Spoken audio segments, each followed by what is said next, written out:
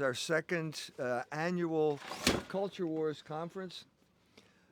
People from all over the world coming to discuss important issues, beautiful people, beautiful surrounding, beautiful discussions. And this year the conference is on American identity, a crucial issue right now as we're leaving the Third Republic and entering the Fourth Republic, wondering what the future is going to hold.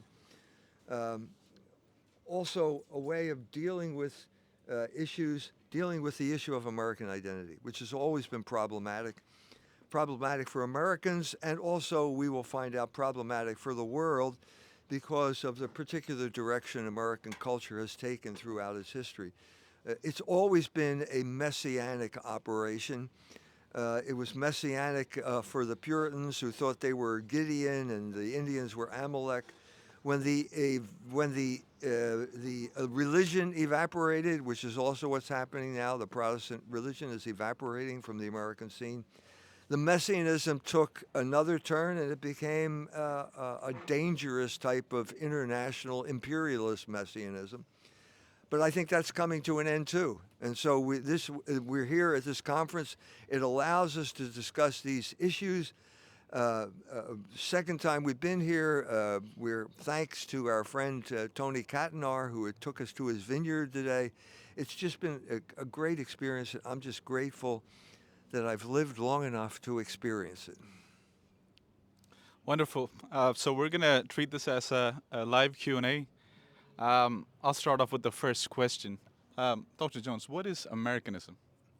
Well, it came down to mean something formal at the time around the end of the 19th century when Pope Leo XIII issued an encyclical called Testem Benevolentiae, which meant a condemnation of Americanism. Now, at that point, everything becomes vague because the circumstances surrounding it were basically that um, the French brought out a biography of Isaac Hecker, who was an American convert, the founder of the Paulist order. And it was basically a French controversy about America. The French were afraid when they read the biography, they were afraid that the Americans were going to be the vehicle once again for revolution. The French Revolution followed from the American Revolution. It was the result of people like Ben Franklin, Thomas Paine, Thomas Jefferson, and the Catholics in France and in Rome were afraid that this was going to be a second wave of revolutionary spirit coming out of America.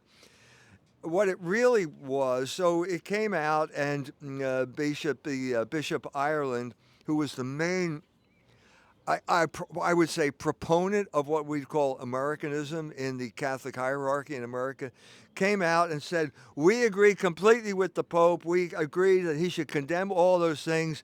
It's just that nobody over here believes what he condemns. So thank you, but it didn't mean anything.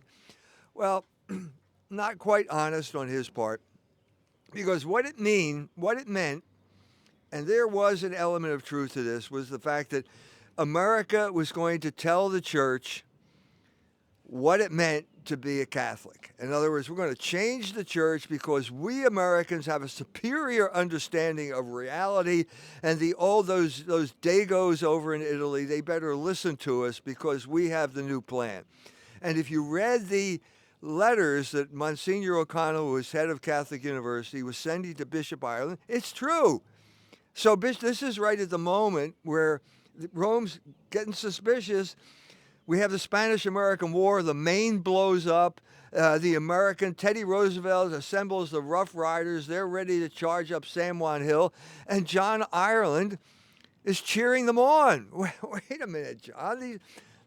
They're Spanish. I know they speak Spanish, but they're fellow Catholics. And so you had this if there were ever a group of people who were ethnocentric and really hard to get along with, it was the Irish. And I say this because I'm half Irish and I'm half German, I'm biracial, and I'm a product of the fundamental conflict in American Catholic life at this period of time, which is basically the conflict between the Irish and the Germans over who's going to determine who's going to run the Catholic Church. The Irish wanted to assimilate. The Germans said, sorry, we have a superior culture. We're not going to listen to these American barbarians. We'd like, and believe me, if we're not going to listen to the American barbarians, we're not going to listen to the Irish, who aren't even American. Okay, so they wanted a separate culture. Ireland wanted to integrate. It blew up, and the main result was Americanism went underground, and the Germans got expelled from Catholic U, which meant that the intellectual level on Catholic University declined significantly because the Germans, I say this totally unprejudiced on both sides of this story, but the Germans had a higher intellectual culture than the Irish for obvious reasons, because the Irish were a persecuted minority by the British, who couldn't even own instruments at a certain time because of the penal laws. The Irish music that I played in a pub for 16 years was basically handed down by women who memorized the melodies and hummed them for decades before they could buy instruments to play them. You have the Irish potato famine happening within maybe 50 years before this type of thing. So this is the type of thing that's going on. And this is kind of the forge out of which American Catholic identity emerged or did not emerge. You could make a point now that the first American Catholic is probably Pope Leo XIV. You could make that point in some sense if you wanted to. Who is the first American Catholic in a country where Samuel Huntington, as of 2001, says, in order to be American, you have to be an Anglo-Protestant? The Irish were the worst in this regard, in the sense of wanting to become Anglo-Protestants, thinking they could meld this thing. But that's pretty much what this Americanist battle was all about. You mentioned at the start of Pope Francis's papacy that the litmus test for the success of his papacy would be how he deals with the Medjugorje situation. So, what would be Pope Leo's issue to resolve? The Jewish question. The fundamental issue facing the world right now is the Jewish question. We're back. The Catholic Church dealt with it in 1890. Civiltà Cattolica, the official magazine of the Vatican, it put a 3-part series out called On the Jewish Question, basically, in which they dealt honestly with the situation in Europe. What is the fundamental question here? It came out on the 100th anniversary of the French Revolution. So the question is, has France benefited from the French Revolution? If so, what were the benefits? What's an analysis? And they had this. You read this article, and it's stunning. So I'm reading this thing, and they said, conclusion is basically any country which turns away from laws which were created by Christian princes will end up being ruled by Jews. That was a stunning analysis of the whole thing, and it is completely relevant today. How did so America hears that, France hears that in 1890. Now America has to prove Civiltà Cattolica is right through its history. What is this story of the 20th century? The rise of Jewish power in America, the total takeover of American culture by the Jews, as manifested in things like the spread of pornography. When I was a young man, pornography was something that you had to do in hideouts, you know. Now it's on everyone's phone on the internet, and a younger generation is being crippled intellectually because of this Jewish influence. Abortion we now know that abortion is a Jewish sacrament. No one knew this in 1973. This is all supposed to be science. And then finally, when Roe versus Wade gets overturned, suddenly 400 Jewish groups announced that abortion is a fundamental Jewish value. Why didn't they tell us that in 1973 when this was being debated? I could go down the list, but let's skip to the crucial issue right now, which is Gaza. Okay, for over 2 years now, the Israelis have been perpetuating genocide on Gaza. There's no question of what's going on. We see the horrible footage of children being dismembered, blown up. All of Gaza's buildings have been destroyed. There's only one man in the world who has the stature to stand up to this, and it is the Pope. The Pope has to stand up to this because the Catholic Church is the one of the duties of the Catholic Church is up to uphold the moral law. The moral law is the basis of the legal law. The moral law is the basis of international law. And the moral law is thou shalt not kill. You cannot kill innocent women and children with impunity. We are faced with a situation now where does the moral law apply universally? This is the basis of civilization, that no matter where you come from, we all have to adhere to this moral law in spite of all of the variations of culture. When it comes down to us, the fundamental logos of practical reason is the moral law. And we can assume that people will not kill innocent people, that we will not have a total sexual meltdown of the family, that we can be honest when it comes to business, that there were certain things that should not be allowed, like drugs, pornography, usury, for example. Now, just to focus on that, Pope Leo XIV has said, he chose his name because he's the successor to Pope Leo XIII. The most famous encyclical that Pope Leo XIII issued was Rerum Novarum. It was on the worker question, because the worker question at that point could not be avoided. We're talking about the same time as the Jewish question. The exploitation of the worker had reached horrendous proportions. The Catholic Church had to step in and said that the worker has rights. He has a right to a family wage. He has the right to form unions so that he can defend the wage that he has, and so on and so forth. And the final statement is a condemnation of what the Pope said, rapacious usury. These are all things we have to deal. I'm saying not only do we have to deal, I'm saying this is on the Pope's mind. If there's anything that's on the Pope's mind, it is Rerum Novarum, because it's the most famous encyclical that the Pope issued. Other possibilities, Leo XIII issued an encyclical saying that Thomism is the official philosophy of the Catholic Church. It seems to me the only sure thing we have to go on because it comes directly from the Pope's intentions. I'll ask a more specific question, and then I'll open up to all you guys. At the start of the Fourth Republic, when handling something specific like usury, what is the best step forward as individuals that we can do to step away from usury? First of all, you have to know what it is. Does anybody know what it is? Do you know that your credit card is absolutely usurious? What do you mean by usurious? This is a good question because it's changed. There's a long, complicated history of usury. I've written a book, a big book called Barren Metal, A History of Capitalism as the Conflict Between Labor and Usury. These are the two options, the fundamental options in any economy. Labor is the source of all value. Karl Marx said that, okay? Pope John Paul II said that. Adam Smith said it. And John Locke said it. Now, what do these people have in common? Nothing, absolutely nothing, other than the fact that that is a true statement. And if you don't understand that, then you don't understand the basis of economic life. Okay? The other side of the question is usury. Now, there's a certain group of people who think, and this is the line, I got these lines from Shakespeare's Merchant of Venice.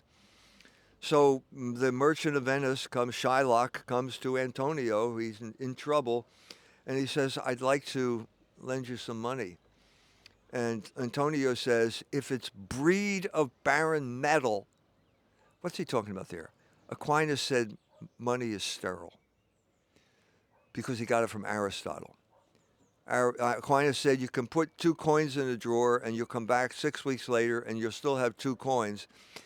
You can put 2 mice in the drawer, assuming they're male and female, and you'll come back and you have lots of little mice running around. So money is sterile.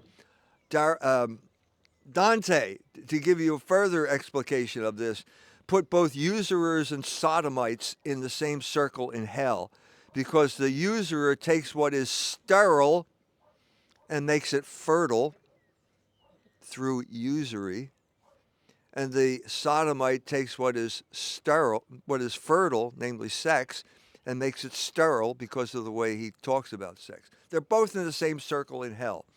So think about that, okay? Basically, what did Shylock say? My ducats can copulate faster than Laban's ewes and rams. Ducats cannot copulate.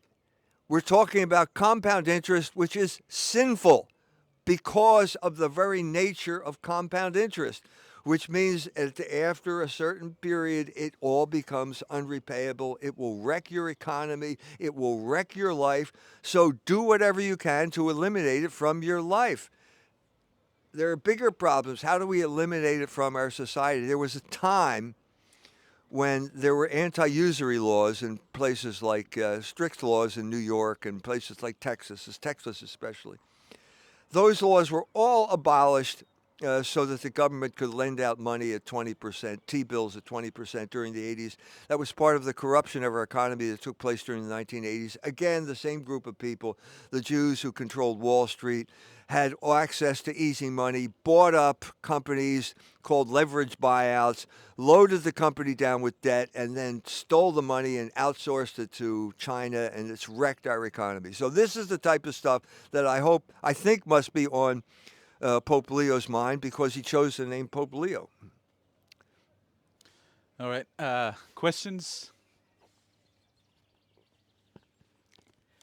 The theme of this gathering is American identity, and we have here a number of participants from different countries such as France, Argentina, Australia, UK, etc.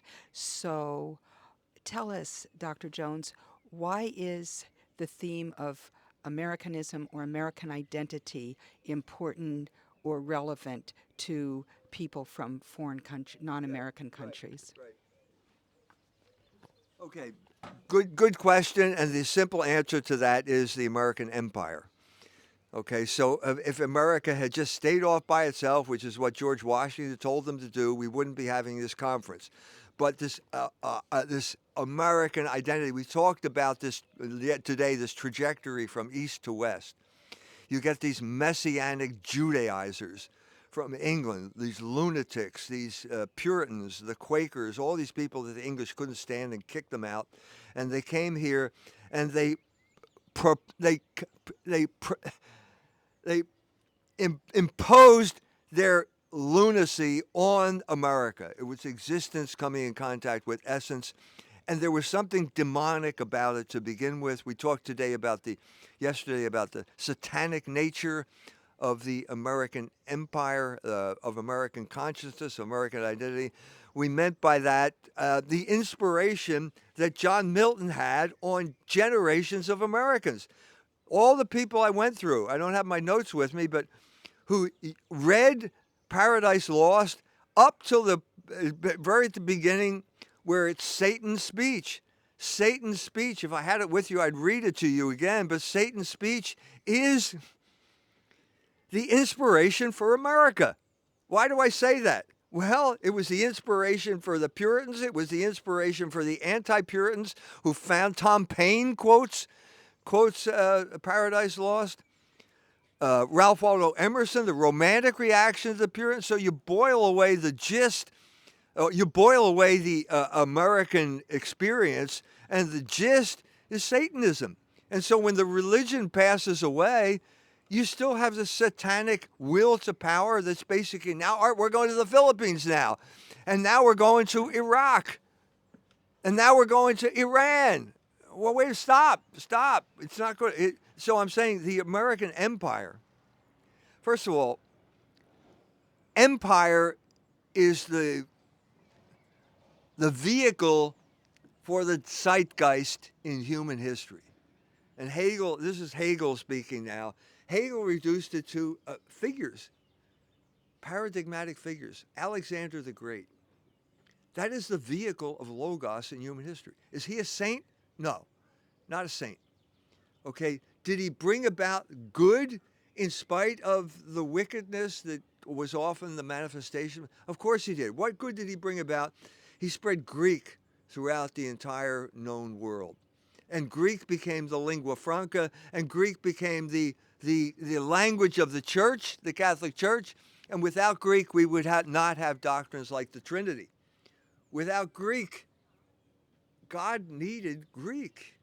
The world needed Greek because it's a very sophisticated language. And so what happened is that St. John wrote his gospel in Greek. Ein arche, ein ha logos. In the beginning, there was logos. This is the turning point in human history because now you've incorporated Greek philosophy into Hebrew historicism, and you've got a totally new thing called Christianity. In the beginning, there was logos. There's never been a time where there wasn't some order to the universe. I discussed that earlier today. You know, about the existence being essence. You change the world. You can now view the world and derive logos from it because it was created by God, which is something that neither Aristotle or Plato knew about. Kai logos ein prostein, and God is with, logos is with God. Kai logos ein theos. Logos is God. That is an incredibly profound statement. That someone like Logos is rationality. God is the epitome of rationality, and we are created as rational creatures. And to that extent, we participate in God's being. So that's the Greek. That's Alexander's contribution to world history. And then we have Napoleon. If there's ever a guy who didn't like the Catholic Church, it's Napoleon. Okay? But God, in a sense, God works through these wicked people and brings about the sin. That brings us to the American Empire. We have people from all over the world here. What are we speaking? We're speaking English. English is a language that is the lingua franca. It allows us to communicate with people all over the world. It became apparent to me when we were in Iran. You and I were in Iran together. We're sitting there. Dugin is talking about the end of unipolar world, but he has to say it in English. He's a total Russian patriot. If he said it in Russian, no one would understand him. This is, whether we like it or not, it's the lingua franca. When it's the lingua franca, it is the vehicle, the vehicle of logos in human history, and that's why it's important for the entire world. So the question is, so coming back from Iran, I wrote a book. It was called Logos Rising.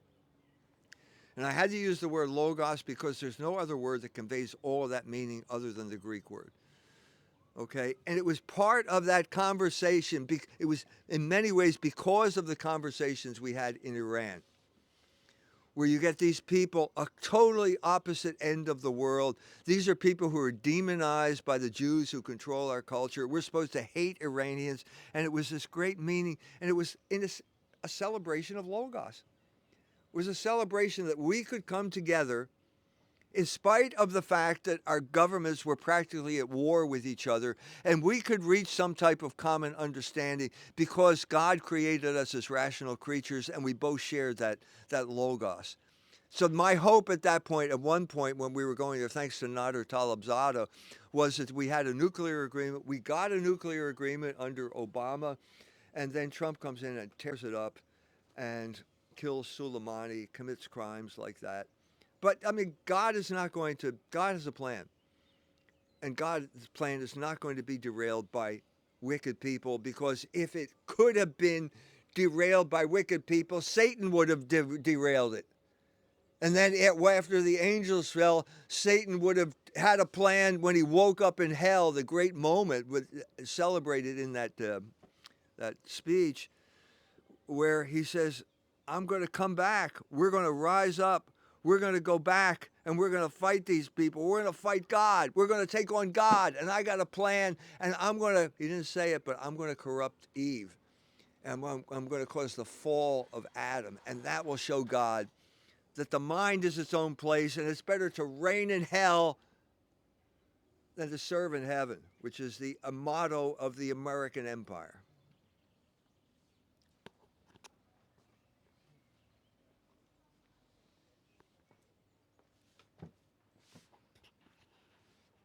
Dr. Jones, you've spoken about the fact that you believe we are coming to the end of the Third Republic and entering the Fourth Republic.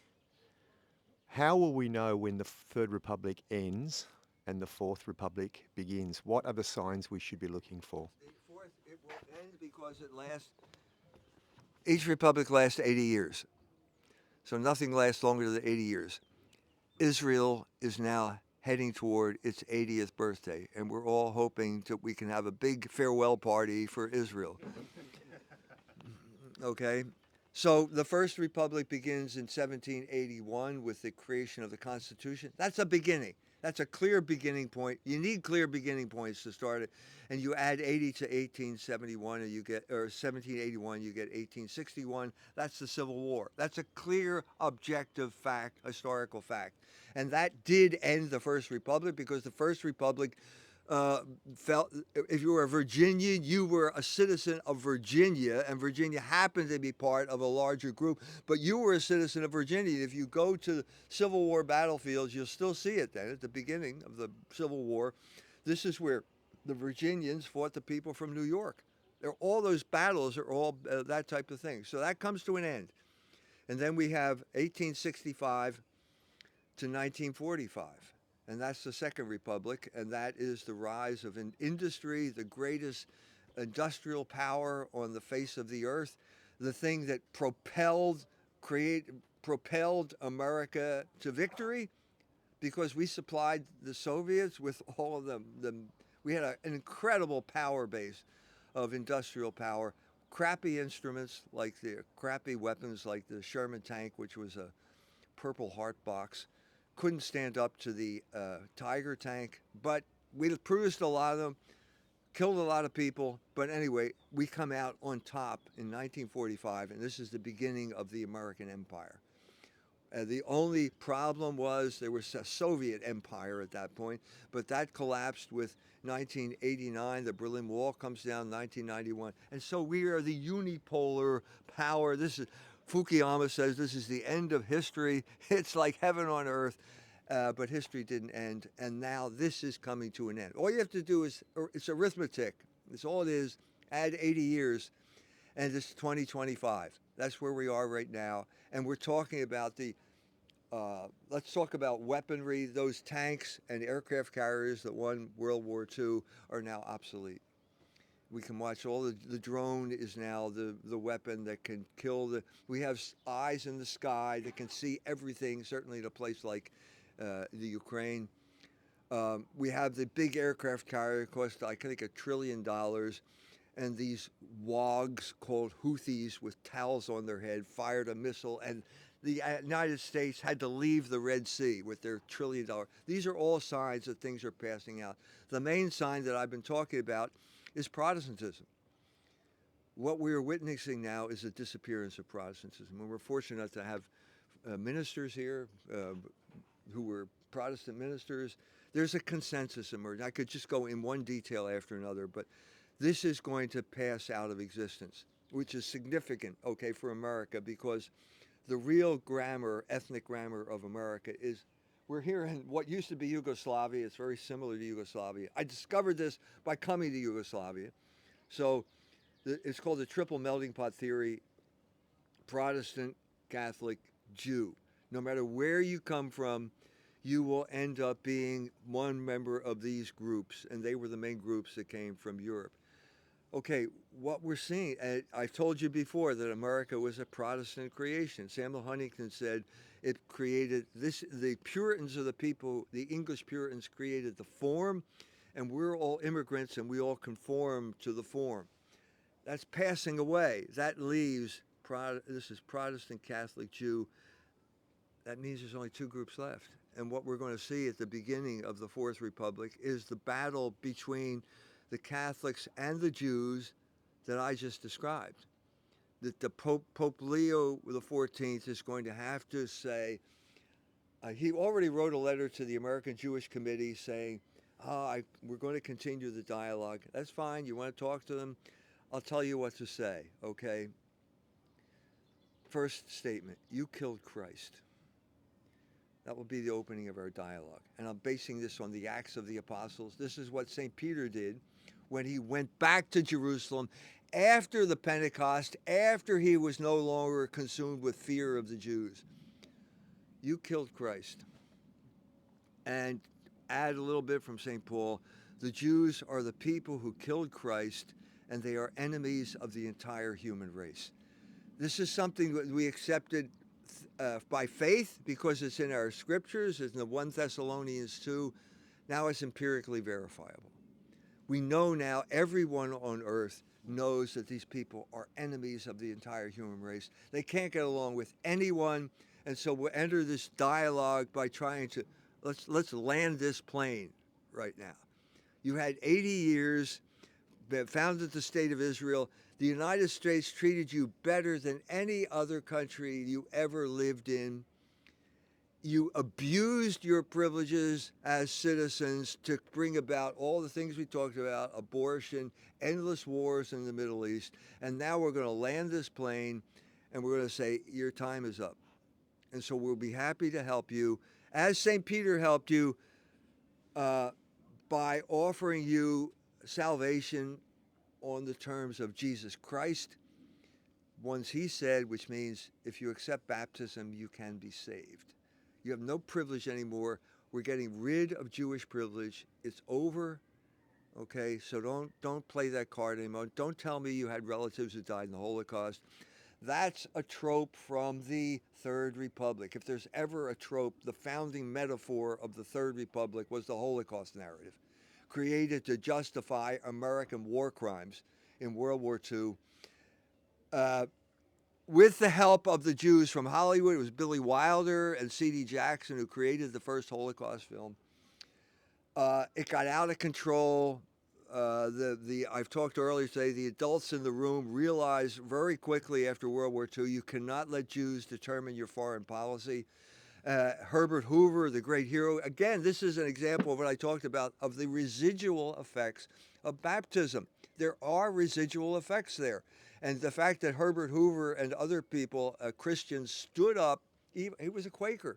Even the Quaker, I mean, not even, they were pacifists, but anyway, a Quaker, they stood up to the Jews at that point and said, no, we're not going to starve the Germans to death. We're not going to do that. That's the Morgenthau plan. As I said to Georg, we talked about this numerous times, Georg would have conversations with his father. His father would say, der Morgenthau will ganz Deutschland in ein Kartoffelacker verwandeln. That was Goebbels who said that. It was true. It was true. That's over now. We're entering the Fourth Republic. This is a Third Republic thing. We're going to close the books on this, and let's hope that Pope Leo XIV can initiate a real dialogue here based on the realities of how badly you people have behaved when we gave you this great chance. And what have you done? You've wrecked our industry. You've plunged us into endless wars. It's got to stop. And don't tell me I'm an anti-Semite because I said that. As a follow-up question, given the evaporation of Protestantism and the impending Catholic-Jewish battle, do you think the outcome can go either way? No, I don't. I think that Logos will prevail in human history. There are moments, the church, we talked about the church, okay? Why is the church important? Because it is guaranteed to survive. Jesus Christ gave this guarantee. It's on the inner dome, the bottom of the dome of St. Peter's. Tu es Petrus et super hanc Petrum edificabo ecclesiam meam. You are Peter, and upon this rock I will build my church. You build your house upon the rock, it will prevail. That's why he talked about it that way. Whose sins you will forgive, they are forgiven. We have a guarantee. All of the Protestants, it was all a looting operation. There's no guarantee that they will last forever. There's no guarantee that some guy who sets up a mega church in California has any authority whatsoever to do what he's doing. And why should he prevail if he's got no authority? And again, it's empirical now. So we gave you, okay, give the Protestants, I'm talking about the spirit of Vatican II. where, oh, well, let's talk to the Protestants. Let's not condemn them. Let's talk with them. Dialogue. I'm all for dialogue. I'm a dialogue guy. I believe in logos. Okay, but we gave you the chance, and what did you do? The entire Protestant operation is split down into the three mainline operations: the Anglicans, the Presbyterians, and the Lutherans, the Methodists. Put the Methodists in there. They all have taken over by homosexuals. They all have women priests. They all have lesbian bishops who wag their finger at Donald Trump and tell him that he's doing something wrong. That's the one. They're the main line. The other side was the evangelicals. They're all Judaizers. They all read the Schofield Bible. Think of Mike Huckabee. I can't believe that this guy is an ambassador. He has an off. What he said, he's worse than the Jews. Corruptio optimi pessimi. So you have baptism, which will be God will hold this against you when you face his judgment seat. You had baptism and you endorsed the genocide in Gaza. Shame on you. You're going to end up lower in hell than the Jews, than the Israelis.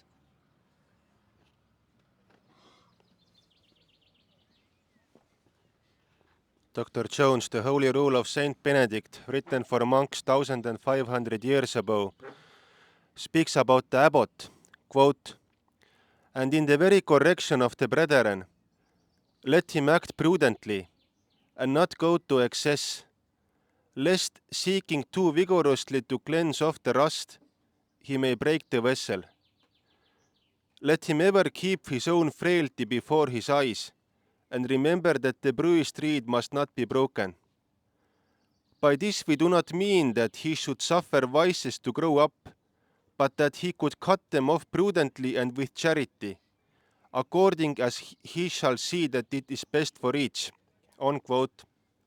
Based on that spirit, you have pointed out the errors in the thinkings of people that you have previously collaborated with, like Nick Fuentes.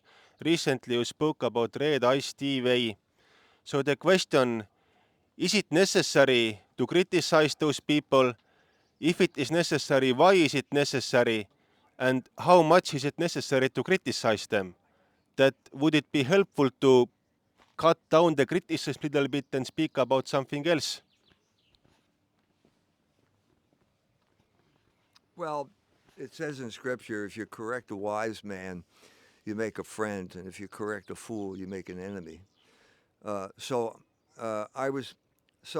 what did I criticize Nick Fuentes? Yes, I did. I did. Now I don't want to. Don't want to jump on people. I'll tell you when I'll start criticizing you. If you start misrepresenting the Catholic Church, I'm going to jump in and I'm going to say something. And so Nick Fuentes starts talking about being a Catholic, and then he starts talking about being a white boy, and then he starts talking about bringing Jared Taylor in. Jared Taylor's a race guy, promotes racism. And so I tried to deal with that gently through my assistant Mike, saying, look, Nick, I've already talked to you. I'm glad you're identifying as a Catholic, but don't muddy the waters by bringing this racial stuff in. It's incompatible with Catholicism. So I think I'll say, if you're going to have Jared Taylor, you should have me at your conference. Now, they took this as, who is this arrogant boomer son of a bitch who's inviting himself to our blah, blah, blah. So they didn't take it well. Okay, I'm sorry. Okay, the next thing is Dave Riley, who used to work with me. It's a long story about this. Read it in Culture Wars. That's why I write these articles in Culture Wars. They're not books, they're long articles. And it's called The Rise of White Catholicism. And here is my former employee, Dave Riley, announcing that racism, Nazism is completely compatible with Catholicism. I'm sorry, I'm not going to remain silent if you start pushing this type of thing. This is wrong. It's flat out wrong. And then you go into this whole discussion here, and it turns out you're lying because you don't read German. I know German. You don't know it. You don't know what those words mean, and they don't mean what they said you mean. Again, I'll talk to you. Another guy was Trent Horn. And Trent Horn is working for an operation called Catholic Answers.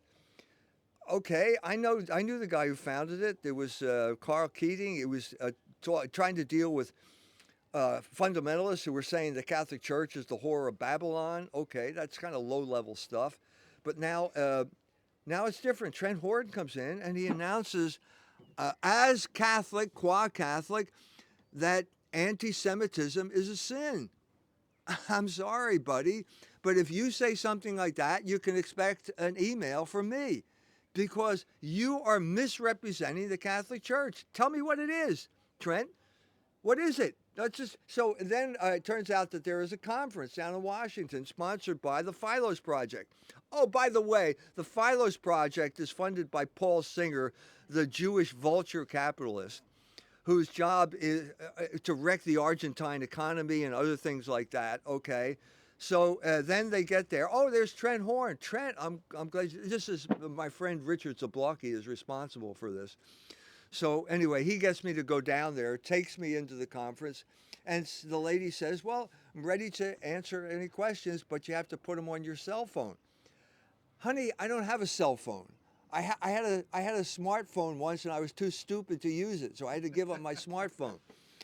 But Trent's right there. Trent is about right where Monk Mikael is, and so I just like to ask Trent. No, you can't ask it. Well, wait a minute. Why not? He's right there. Listen, he can. You were there. You saw it. So, what's the question? Trent, is it a sin to criticize Jews? That's all I wanted to ask. Trent, tell me, is it a sin to criticize Jews? Which commandment did I break? Now, until you answer that question, don't start talking about the sin of anti-Semitism because I'm going to jump in, and I don't care if I hurt your feelings or not, but you're not allowed in my book to misrepresent the Catholic Church and put burdens on people who are confused anyway that you have no right to impose. Does that answer your question? Okay. What do you think is the roots of the white boys clinging to their whiteness, the empty category? Okay, first of all, what is a white boy? A white boy is a Protestant, doesn't go to church anymore. So what you're talking about is the secularization of our culture. Okay, I've already talked about the Protestant church evaporating. That means it's causing an identity crisis. Not just here, Frode Midtjord, the Norwegian guy, he's baptized a Lutheran, the Lutheran church evaporates, he's got an identity crisis. And it's being filled, he claims he's white. Frode, you can't be white if you live in Norway. There are no black people in Norway. You can only be white when there are black people. It's a binary weapon. You can't be white. There's a Tom Sunic, lives in Croatia. He was in Zagreb. He was going to be at the debate between Jared Taylor. I said, Tom, when did Croats become white? What is this? What does this mean? Henrik Palmgren, the Swede. I was go on Red Ice Radio. I'm the guy. I'm the hot guy because I'm criticizing Jews. The Jewish revolutionary spirit comes out. This is great. Well, I'm on the program. And then after the stunt that Donald Trump does with the Afrikaners, to take the heat off of Israel, by the way, and accuse the South Africans are the one that dragged Israel into the world court. So let's blame them for genocide. Anyway, Hendrik, another white boy. When did Swedes become white? Okay. Anyway, he says Christianity is an anti-white institution. What does that mean? What do you mean by that? So I wrote to him immediately and I said, come on my show. I was on your show twice. You come on my show and we'll talk about that statement. Well, he didn't respond. So what you're seeing, so let me tell you my understanding of what's happening right now. I am the guy. I wrote The Jewish Revolutionary Spirit 15 years ago, and I was supposed to drop dead. I was supposed to die right after I did that because the Jews went after me. Okay, that's not God's plan. Okay, what did I try to do? I tried to separate the Jewish question from the race question. In order to do that, I had to use the word logos. DNA is a fundamental temptation for the Jews. They confront Jesus Christ and say, we are the seed of Abraham. We have special DNA. And Jesus Christ says, we don't need your DNA. God could raise up stones. He doesn't need your DNA. And he repudiates racism at this point. Okay? This is was my accomplishment. Great, I achieved it. Everybody's talking about the Jewish question. Well, the FBI's listening to it. The FBI came into my house. They interviewed me. I'm on the FBI's list. They know who I am. And I don't want to brag here, but I'm the guy. I'm the guy. You never remember the frontier? I'm the frontier. If you're on that side, you're okay. If you're on this side, have me on your program. It's not. Nick Fuentes said this. He attacked Jason Whitlock. You have black privilege because you can have E. Michael Jones on your show and nothing will happen to you because you're black. But if I have, why am I the guy? Because I separated the race issue from the Jewish issue. I'm now talking about the Jewish issue from the Catholic perspective. The white boys are pulling out their hair now, and the FBI gets behind the white boys and basically says, okay, we can't stop it. Elon, is now on Twitter. If you say the word Jew before, the algorithm would kick you off immediately. We can't do that anymore. We have to allow the word Jew. But let's push it a little bit further. And so in order to be a real serious opponent of the Jews, you have to be a supporter of Hitler. Now, wait a minute. Stop. I got into big trouble because I wrote a chapter in the Holocaust narrative, which is my attempt to explain where that came from, about Christus in Dachau. Did you know there were more priests? I don't know this exact. There were more priests in Dachau than there were Jews. It was the first concentration camp that was created. The main purpose of this was to sideline the Catholic Church, and the Jews didn't. That was the narrative. Lentz writes this narrative in 1955. That's the narrative. Lentz said we were punished because of the sin of atheism. The Catholics had to expiate that sin by their suffering in Dachau. 3 years later, Elie Wiesel comes out with Night, and they hijack the narrative. And suddenly Auschwitz is the paradigmatic camp, and the Jews are the only people who ever suffered during the Holocaust. And that's the whole hijacking that is going on. I'm saying this is the hijacking that's going on right now. It's suddenly okay to be white. Because now, as soon as you become white, the Jew disappears. That is the whole point of this campaign right now.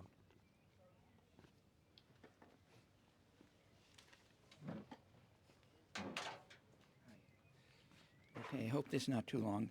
So, right, okay. Right. So this is pursuant to this morning's lecture, which was very interesting with the Satanism as a hidden grammar. Oh, sorry. How do we possibly utilize your insight into, quote, Satanism as the hidden grammar of Protestantism into a realistic conversion tool for bringing some Protestants back to the Catholic faith? In other words, if I were a Protestant and I found out that Satanism was the hidden grammar of the place I go to Sunday service, I would hesitate to attend there. How do we convey that message to Protestants in a charitable fashion? By reading my book. So I'll tell you how not to do it. Okay? Let's talk about how not to do it. Don't go on Candace Owens, okay, where you're going to talk about libido dominandi. That's the book that she wants you to talk about. And then suddenly we have this drift. So what are you up to now, Mike? Well, I'm doing a book on American identity. And by the way, Candace, Satanism is a hidden grammar of Protestantism. Don't do it. That was a mistake. You can't put 10 pounds of shit in a 5-pound bag. And that's precisely what we don't want to do. This is why I write books. There's certain advantage to writing a book, because what you're doing is it's a long process where you're taking it step by step. So you have to take this step by step. And the one thing you have to talk about is John Milton. The poem, the Puritan poet John Milton, and you have to talk about all of the people, crucial people throughout American history, who cite Satan's speech as the inspiration for the United States of America.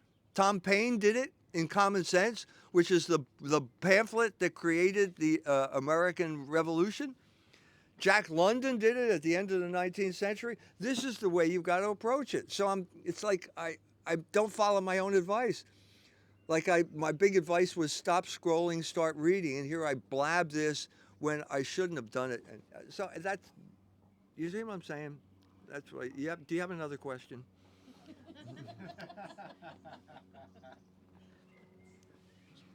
Thank you. Thank you. Dr. Jones, I admire you so much because you have such an extensive field of investigation: history, literature, religion, politics. So you are a fighter of the present because you know so much about the past. I read you as a kind of new revolutionary. I think you don't like that word, but it is a real. Yes. Sure, sure. But a revolution, a real revolution, very important thing.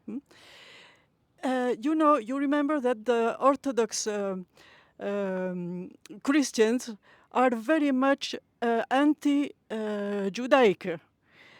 Pope Francis tried to go nearer to the Orthodox Church. You know, he organized a meeting in Havana about that.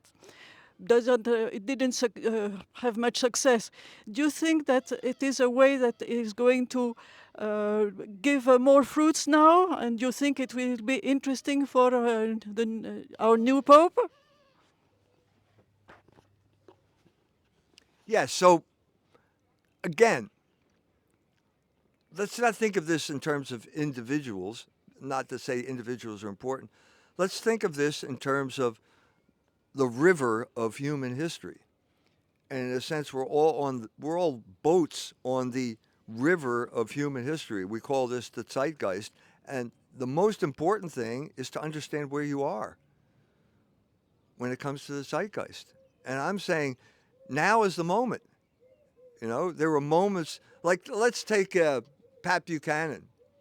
Pat Buchanan ran for president. He never said the word Jew, but he was attacked as an anti-Semite, and it simply didn't happen. It could not happen then. It can happen now. Now you can say the word Jew. There are certain things you can do at a certain time. They will not succeed because the time is not ripe. So I think that's what I would emphasize right now. I'd like to thank Maria for translating my works into French. Introducing me to the francophone world. I was supposed, when you talked about revolutionary, I was invited to talk to the descendants of the Vendée, which were the counter-revolutionaries in France. And she was kind enough to translate my speech into French, and then she recorded it, and I spent all summer trying to imitate her French. And then I got to the airplane. They wouldn't let me on the airplane because of COVID, so I hope I can go back. But look at why are Catholics always losers? That's a good question, because look at the Vendée. Did God like Napoleon and he hated Catholics? Why did he allow Napoleon to do what he did? Napoleon was the man who destroyed that's how he became the head of the Republic. He destroyed the Vendée. He was a genius when it came to deploying cannons. And the poor French Western Catholics out there charged them with their shotguns, and they mowed them down with the cannons. Why did he do that? What about the Cristeros in Mexico? Why did God allow that to happen, that betrayal of those people in Mexico? Viva Cristo Rey. We have the Father Pro extending his arms, say Viva Cristo Rey just as he's shot. Why did this happen? I don't know. I don't know why it happened. But I'm saying that we have to think of the times. And I'm saying God is doing the work here. God is doing the work. God is the river. That's what we're on. We shouldn't think of what do I have to do. Obviously, we have to think what I have to do. Well, what does God want me to do? What is this moment in history? That's what we need to understand. And once we understand it, then we have to act. And then maybe we'll be okay. Maybe we'll succeed by the grace of God. Dr. Jones, this talk about starting a new republic begs the question of what is coming. So what is coming in the future, we don't know. But we know that other peoples are thinking about something else is coming. For example, the Christian Zionists and the Jews think that if they build the third temple, a new era will will start from them. Christians, Catholics as well, many think that we could be in the end times. So I know that you are very cautious about the things. You never talk about the things. So you are with a lot of caution. You don't talk about Catholic prophecy, even if there is a lot. It's very big field. So my question would be, do you think that we could be in the end times, as in the book of Revelation, or do you see those events far away into the future? We are in the end times. The end of the third republic. That's ending. And when that ends, it sounds like the end of the world. It feels like the end of the world. So again, to go back to Vico and the Roman Empire, when St. Jerome, when my barbarian ancestors ended up in Rome, looting Rome, he thought it was the end of the world because the world needed the Roman Empire to keep it together. But it was the birth of a new world that no one understood, and the man who was responsible for that was St. Benedict, who basically said, all right, the empire's over, we're going to have to start over again, and that type of thing. In terms of what the Jews want, there's certainly a group of people who feel that they could, if they are able to rebuild the temple, they will come into their own, and Jews will rule the entire world. So what do we have to go on? The only thing we have to go on is the past. And the past, they tried it once, and it's the story of Julian the Apostate, who helped the Jews. He needed the Jews' help, and so he said, I'll rebuild the temple for you. And they were just, all of the commentators at this point said, if they rebuild the temple, this will prove that Christianity is a fraud, that it has no validity. And so they got the great engineer Alypius to come down from England. He cleared away the rubble on the foundation, and as the block comes down and touches the foundation, fire erupts from the earth and kills all the Jews. And there's detailed descriptions of it. No one disputes this, because there was a pagan, an Arian, and a Catholic who wrote the story of what happened there. Fire erupted from the earth. The Jewish ladies ran to the chapel to think they could get refuge in the chapel, and a burning cross comes on the chapel door, and they are incinerated. Because what God does not want built, no man can build. So that's all we have to go on, because that we know that happened in the past. So did God change his mind? Did God change his mind between then and now? Did he change his mind about Jesus Christ? Did he become a Christian Zionist? I don't think so. I mean, that's where I would put my money if you're going to ask me. That's I would say no, it's not going to be built. No, it's a fantasy, a Jewish fantasy, and what will happen is the Jewish fantasy world, known as Israel, will come to an end. Ehud Barak feels the same thing. This is the specter that's haunting Israel. No Jewish kingdom has lasted longer than 80 years. God will not allow you to build a temple, so prepare to get over it. Change your program. Learn how to get along with the rest of the world.